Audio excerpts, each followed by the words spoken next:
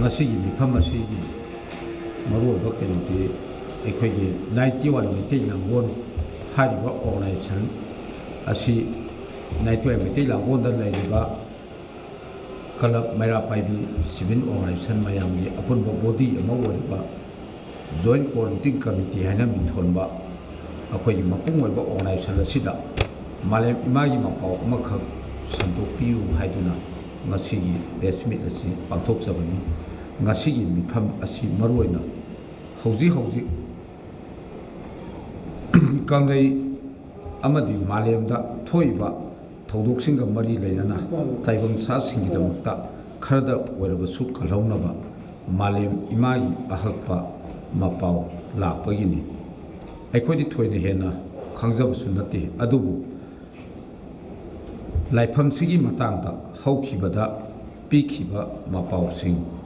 kaidana oirakibana maram oiraga handaki poinugi tareni panba ahing nongyaida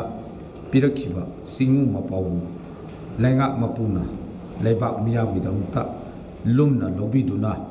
merarok sareng kabi haibadi national game village children park ta pdn sariba quarter singse sangadringaida ina liglamgi tinkhong laikhonggi maramda akhang ahisinga hanna nenabiduna khut thabibana haibadi sangabana phagani haina lebak miyamgi mahutsin haijari maramdi malemgi ahakpa laifam oibana laifam asi mapop kairakhibana kangai se kangkong sairapani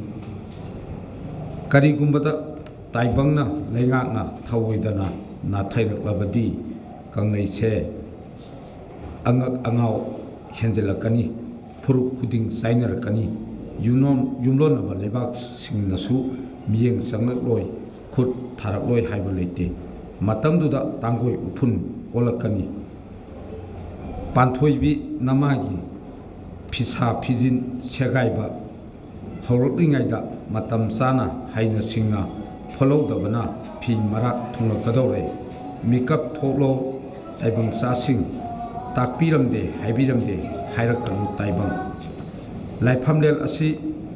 thongak lairabigi masaikon asikong asangkhong amadi langon pham oibana kari asoiba leibagi no haina akhang ahising amadi leingakna kupna amuktang thijinbiu haina miyamgi amadi langon miyamgi mahutsinna hanna leingaki pungning jingsinjari ekhoigi karagumbana ekhoigi laibau asigi maramda ekhoigi hangningba tanajaningba leiragasu ekhoi contact number 8799901114 hariba ekhoigi langon thangamba hariba mioi asida akupa waran khodimak hangdiba yagani haiduna joint quarantine committee hi president ama waina ayang miyamda pawdela se pijabani thank you